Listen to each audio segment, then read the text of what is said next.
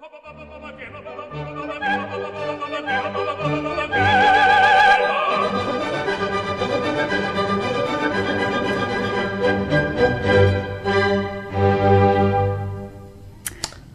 was Papagena from the Magic Flute. I'm glad you had to say that. It's the nice stuttering one I like. Good. But yes, well, that was Isabel Buchanan was the soprano, John Pringle was the baritone of the Queensland Symphony Orchestra with Richard Bonning the conductor. Now, take your mind away from Mozart and let's move to Donizetti. Courtney Pitman is here and Henry Choo is here to talk to us about Anna Bolena. Courtney, what's your character? So I play the role of Mark Smeaton, who is the page and court musician. And that sounds like a pretty unimportant role. And in most operas you would find that is fairly innocuous. You come in and perhaps you might, deliver a message or something like that. And curtsy a lot. Or in my case, bow, because I'm playing a pants role. But in this opera... Sounds vaguely obscene. It's actually all my fault. So I'm the one that gets everybody in trouble and causes Anna to lose her head. Courtney, you would be in sort of a typecasting role then?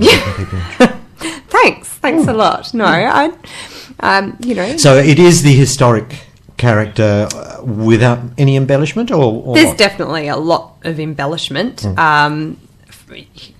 There's artistic license, I think, is something that definitely so fun goes in with it as well. Absolutely, but there were definitely Smeaton was one of the people that was tortured and invented the whole fabric of that story.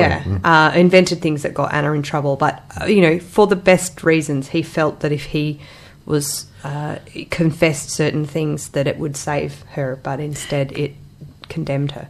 Courtney, would this be something like someone that's not particularly an opera lover would enjoy? I mean, is it something that you would suggest for someone that was just on the edge and not quite sure whether they would like opera or not to go and see and they would understand and enjoy? Well, the beauty of modern opera productions is, and this is a traditional opera production, but in the modern sense, is that we have the technology these days to be running surtitles at the same time. And so if you go to WA Opera or pretty much any performance these days, you will have a translation running at the same time. So if you don't speak Italian, and if you're too stingy to buy a program. Well, even if you buy a program, you're still not going to know word for word what's going on at the time. You get the synopsis with the program. Exactly. Yeah. So I think with an idea of historically you understand what's happened, so you've got a good background of what this story is about. Henry VIII, the muscular version of Henry, not the big fat one that we had later on in his career, and the romance with his second wife, and it's all over at the end of that when it's all over, and he's starting his new romance with Giovanna Seymour, or Jane Seymour as history notes it. And so this is an opera that you're going to understand the story background anyway, but the specifics you can follow along with an English translation, and there's just really, really beautiful music. So what's not to love? Exactly. And Henry, tell us, how have you thought about attacking your role? Because, I mean, it's the pivot, isn't it, really? Well, first and foremost, I would like to hope that nothing gets lost in translation, because for me, being of Chinese background, a lot of this historically is not necessarily things that I would have necessarily studied or grown up or had any personal interest in. However, I would say to people who are listening, if you're thinking about coming to this opera, the beauty about this opera is not just in the music. I mean, the music really is divine. There are tunes that you can go away humming. You'll go into interval and you'll be saying things like, wow, that was really exciting and I really like this tune.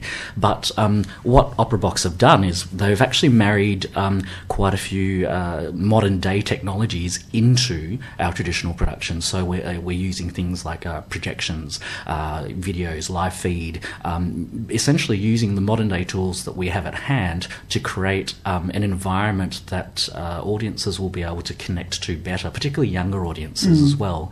However, in keeping true to form, we want to make sure that we also reach out to our more traditional opera goers.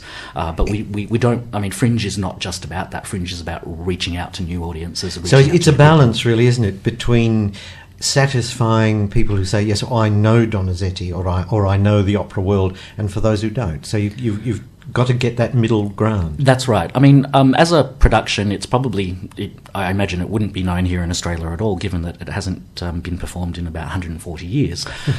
So nobody alive, I should hope, will have seen a production of the show. So what people will know of it are either if they've seen it overseas or if they've been listening to recordings. So it's very exciting for us as a company to bring forward this what we term a modern day production. And Henry, your own career, though, you've been around lots of places and done lots of things. What's attracted you to OperaBox? Well, first of all, the people. I'm a firm believer that in opera we don't get to the top overnight, and I liken Opera Australia and other companies, Opera Australia being, say, the Australian Open in tennis. Now, you can't get to play in the Australian Open unless you play in places like Kooyong Park and the Hopman Cup and all these other sort of still well-known tournaments, but they lead you to the big events. And I'm a firm supporter of companies like that. I think it's really important that we have companies like that giving opportunities to local performers to really work on the skills that they learn in the studio and then transfer those skills onto the stage and thereby grow as performers. Well, your own personal attack. Now, we last saw you, in Tosca here? No, in fact, the last thing you saw me was Otello. Otello, yes, Otello, for WA Opera. So how is your attack in playing in that to your attack in playing in this one? Well, I should say, as a tenor, generally speaking, you're always playing a role that, well, mostly always, playing a role who's in love with somebody. And really, this in Anna Bolena, it's no different. The role of Lord Henry, sorry, I said it wrong, Lord Riccardo Percy. He was Henry The Percy reason why I said... In real life, yeah. And that's been quite confusing. So Lord Henry Percy, in real life, historically, was the 6th Earl of Northumberland. He's actually a military figure, having served, but in the opera, there's no mention of his military background, and they actually changed his name for artistic reasons to Riccardo. I imagine so that we don't have, Henry Percy and Henry the King. That's right. Right. Exactly. Excuse my ignorance. Who wrote the libretto? Do we remember? Oh, that don't excuse your own ignorance. I think I'm up there with you. I think. Yeah, well, I mean, we know Donizetti's music, but I mean the words and the ideas. How different? Either of you answer this question. How very different to the historic story is the story we see from the librettist on the stage? I was going to say in terms of history, certainly in regards to the relationship between Lord Percy and Anna. Historically, a lot of the interplay didn't really happen because Percy was told off by his father in real life.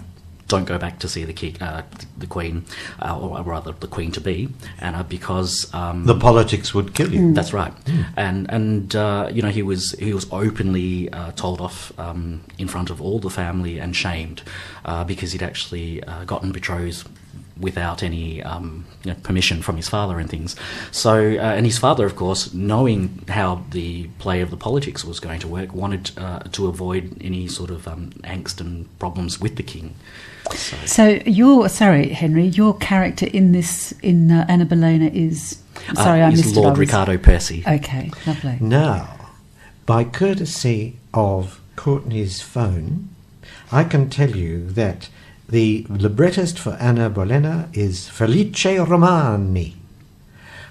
And I'm still none the wiser. Yeah. I don't know if that made any difference whatsoever. I'm sure he did a terrific job. And I'm sure you are going to. So we're looking forward to... So it's Wednesday, is it? The official opening? The official opening night is the Wednesday the 28th. But we do have a preview in Darlington on the Sunday the 25th of January. It'll be fabulous to see it. And to see it at... I'm looking forward to seeing what you do with the theatre at St Hilda's, because I've got a very soft spot for that as a production place. Now, yes, I just wanted to ask, Courtney, where did you study music or singing? Pretty much 100% privately. So, okay. Your teacher was? I still study with Jolanta Nagayak. Okay. So I actually did my first year of a music degree studying French horn, and then realised that there were something like 8 French horn players already there, and then the next year came through and then another 4 turned up. There's only 4 spots in the orchestra. I mean, that's because we have such a fantastic teacher here in Darren But I remember there's that wonderful sketch that Anna Russell does of playing the French horn. She said, what was it? She sits in the orchestra and it's all exciting, and she has 89 bars rest, and then she goes papa, and then puts her spittle all over the stage. Yeah. I was listening to, did National Youth Music Camp, and I was listening to the concert last night from this year, and they were doing Shostakovich 5, which they did the year I was there, and I was just sitting there going 331, 2, 332, 2, 3, 1, 2, 3, 4. So Henry, where was your training? My training was, in fact, Melbourne. I am actually a Melbourne boy, contrary to opinions of a few people out there. We've adopted you here, though, now, didn't you hear? It would seem that way. And look, I love the people, I love the weather, I love love being here. So thank you very much. Please have me again. But I got to say, in regards to Courtney, having heard her sing. Definitely made the right choice there. I agree with you. So creamy. And as an actress too. Yeah, most definitely. Look at that head swelling.